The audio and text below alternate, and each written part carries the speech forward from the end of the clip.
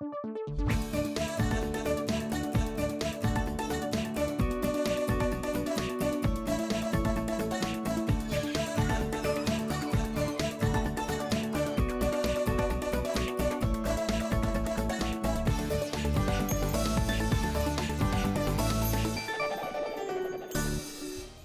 наступившим Новым годом! С праздником, друзья! В эфире «Снежная гора новостей», которая принесет вам много приятных воспоминаний, запоминающихся встреч и веселое настроение. Несмотря на сугробы, салаты и каникулы, у руля событий Руслан Николаев и Арина Буря. Вот что ожидает нас совсем скоро.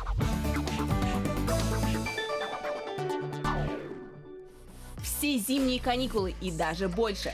Детская информационная служба будет радовать тебя звездными интервью, полезными лайфхаками и яркими сюжетами. Самые свежие новости и актуальные события наши спецскоры откопали вовсе не под елкой. Всем привет, с вами Кобяков, Алмаз Томас Мраз, Давид Деймур. Группа «Узорица» Специально для горы новостей. На календаре 2 января. «Снежная гора новостей» будет идти не только каникулы, а чуть больше. Продлим новогоднее настроение и порадуем вас новостями. В этом году отменять новогодние мероприятия не стали, но план их проведения несколько изменился. По словам чиновников, формат празднования Нового года 2023 в Уфе проходит скромнее, чем в прошлые года. По традиции установлены городские елки, светодиодные инсталляции и конструкции. На территории районных новогодних городков Уфы открыто 10 детских горок. Праздничные мероприятия для семей и новогодние утренники приобрели патриотическую направленность. Кстати, официальные праздники полностью проходят с отечественными персонажами. С этого года решили полностью исключить супергеройскую тему, ведь у нас есть свои богатыри и батыры. А если вы хотите стать супергероем для своего кота, то держите совет от нашего корреспондента Дениса.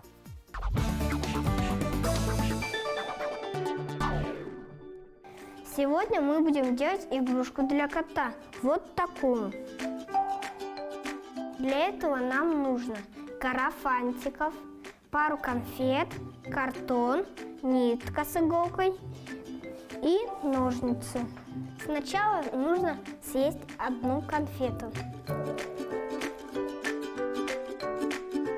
Конфета была очень вкусной, но теперь можно приступать к работе. Сначала надо расправить фантик. А теперь его надо сложить следующим образом. Это называется гармошка. Для этих съемок я подготовился и сложил несколько фантиков. Теперь надо взять нитку с иголкой и проткнуть фантики.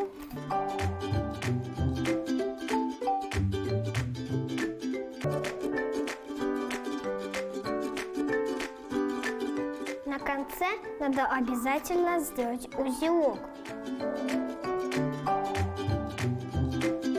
С помощью такой игрушки можно и себя побаловать, и кошку занять.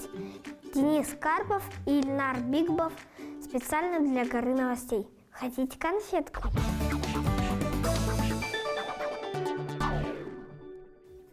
Денис, спасибо. Отличная идея, чем занять себя в каникулы. Или сходить и сделать обзор елок. Все они будут полноценно функционировать все каникулы до 9 января. Например, городок на площади имени Ленина самый большой, а на площади перед Уфимской детской филармонией самый тематический. Ледовый городок на площади перед Дворцом спорта, как обычно, с живой елкой. Парк Демский – место притяжения всех жителей района, а площадь Салават Юлаева – удобное место, чтобы нам с тобой потусить. Площадь перед парком Волна идеальна для жителей микрорайона Затон. Ледовый городок в парке Кашкадан – излюбленное место для жителей района Сипайлово. Ледовый городок на площади имени Серго Орджоникидзе под стать самой Черниковке, а такой ретро-стиль родителям точно понравится. Как и городок на площади перед ДК Мотора Строитель. А ледовый городок в сквере юнармейцев на улице Мубарякова относительно новое место, но уже вполне обжитый для тех, кто живет в зеленой роще. Ну а прямо сейчас самое время пересмотреть интервью с группой, у которой самое зимнее название.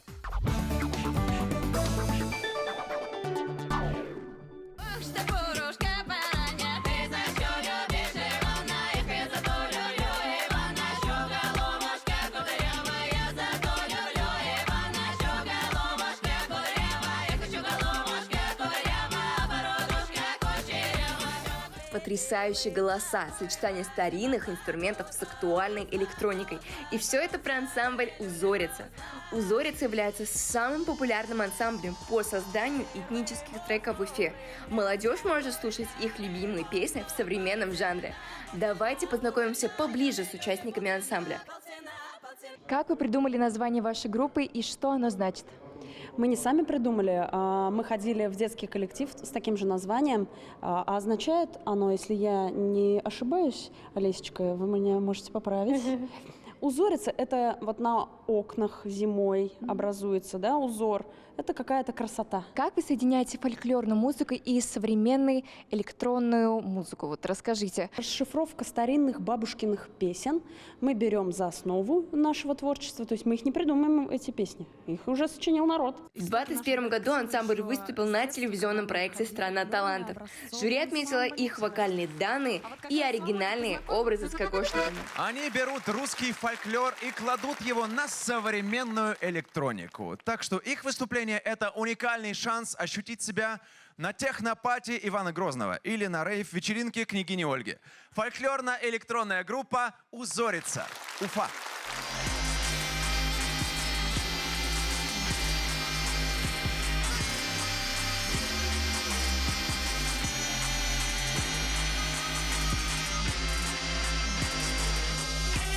Мужик и пашет огород, ой, мужик и пашет огород, огород, огород, люли-люли, огород. Расскажите, сложно ли было продвигаться? Ну, сложно продвигаться, потому что, наверное, мы все делаем сами. Пока что не нашелся тот человек, который бы взял и сказал: ох, Узорица, сейчас я вас спродюсирую и буду тут везде открывать двери с пинка, да, так скажем. Да, конечно, когда ты занимаешься творчеством, тяжело совмещать это еще с организационной работой. Но пока что мы справляемся, я бы так сказала, хорошо. Эмилия Харатян. Группа «Узорица» Специально для «Горы новостей».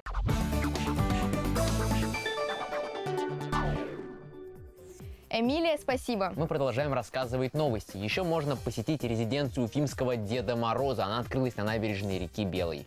Все желающие смогут сфотографироваться со сказочным волшебником, еще шепнуть ему на ушко заветное желание. На площадке стоят вольеры с оленями, ремесленными и торговые лавки.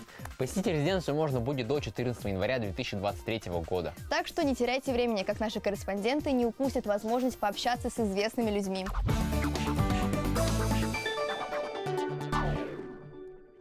Это интервью точно понравится вашим мамам и папам, а может быть даже бабушкам и дедушкам. 20 лет назад на школьных дискотеках звучали не треки Дани Милохина и Артура Бабича, а их песни. Краше всех девочек 90-х, группа «Нана». Как часто на данный момент вы играете концерты? Стабильно играем, как обычно. Ну, не так, как в 90-е, конечно, не по 100 концертов в месяц, но нам хватает. Были ли переломные моменты в истории вашей группы за 33 года с даты основания? Сначала это было танцевальное, там, театрализованное шоу. Сейчас это больше инструментальная, вокальная команда, именно музыкально такая мощная. То есть менялась специфика вообще исполнения. Зинаида, ты моей любимой уставшая планета. Для тебя моя любовь открыта. Я прощаю, но обида не забыта. Зинаида. Как думаете, что лучше, делать музыку, которая нравится вам, или которая больше зайдет публике? Мне кажется, нужно задача музыканта воспитывать публику и доносить до публики то, что ему нравится в первую очередь. Ксения Шитова И группа «Нана» специально для «Горы новостей».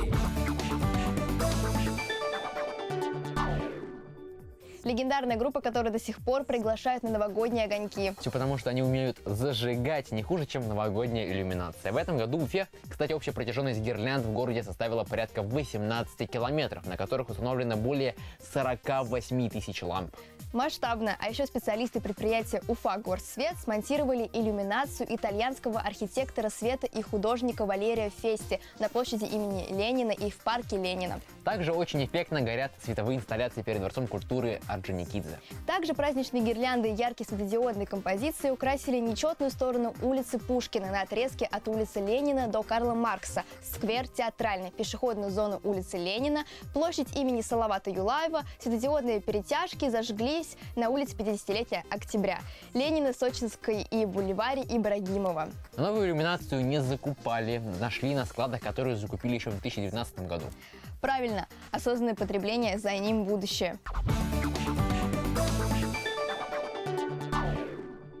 Мы находимся в экобюро поселка Нагаево. Все, что вы видите сейчас, не мусор, а вторсырье. Слышали про такое? Если да, то молодцы. Если нет, то берите пример с Тагира. Сортировкой отходов я начал заниматься примерно в этом году, с началом этого года, потому что я видел очень интересный сюжет в интернете о сортировке мусора, насколько это полезно и интересно. И вот решил пробовать свои силы и начал заниматься сортировкой прямо с Нового года, с января месяца.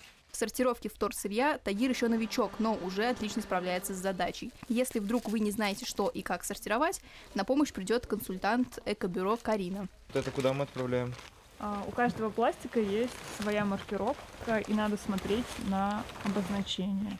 А если маркировки нет, что с этим делать? Надо посмотреть на вид пластика, согнуть его, посмотреть, какой он по фактуре, глянцевый либо матовый. Мусор бывает двух видов. Первый – это биоотходы. К ним относятся пищевые остатки, листва, древесина. Их в экобюро привозить не надо, хотя елочку здесь сдать можно. Второй вид – это техногенные отходы. Сюда мы относим мусор, а точнее вторсырье, состоящее из бумаги, пластика, металла, текстиля и стекла. Все эти категории раскладываются по мешкам и отправляются на переработку. Вот так, например, прессуют бумагу и картон. Обратите внимание, что в этой стопке нет книг, им нашли другое применение. Просто посмотрите, как здесь много книг, и на самом деле человек может просто прийти, взять себе какую-то книгу и сделать пожертвование в приют для бездомных собак. Экобюро Нагаева существует с 2018 года. Сюда привозят вторсырье все неравнодушные люди нашей столицы. До сдачи отходов важно весь пластик промыть и высушить, потому что, попав сюда, ему сразу дарят вторую жизнь. Скажи, какая елка у тебя стоит дома? У меня дома стоит пластиковая елка, которая уже 20 лет. Мы ее не меняем, потому что если вы покупаете пластиковые елки, обязательно она надолго, мы не меняем ее каждый год. Но вообще я считаю, что лучше купить семена и выращивать свою елку. А когда она подрастет, мы высаживаем ее в лес. Тем самым елки помогают от глобального потепления. Для того, чтобы сортировать мусор было проще, перестаньте его покупать. Молоко можно взять на разлив в стеклянную банку. Не упаковывайте подарки и цветы в специальную бумагу и фольгу. Для фруктов и овощей используйте многоразовые сетки, а при походе в магазин берите с собой свою авоську. Хоть точной статистики нигде и нет, всем понятно, что именно в период новогодних праздников количество мусора увеличивается. Поэтому именно в это время необходимо уделить переработке особое внимание. Аня Шушакова, Руслан Бигбаев, специально для Горы новостей. Отлично мотивирует обзавестись в 2023 году новыми полезными привычками. С таким правильным настроем завершаем наш эфир. В этот праздничный, чуть ленивый день с новостями и событиями дня тебя знакомили Арина Буря и Руслан Николаев. Пусть этот год принесет только хорошее. Включай нас каждый день и будь на вершине событий. Пока, с Новым годом! С Новым годом!